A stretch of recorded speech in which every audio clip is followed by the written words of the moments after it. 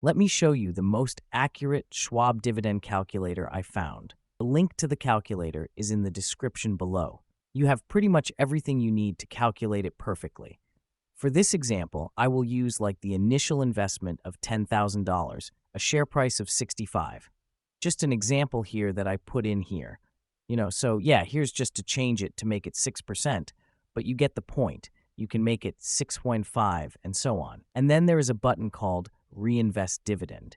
So without reinvesting, you would get like annual dividend income. You can see $1,000 with this example here.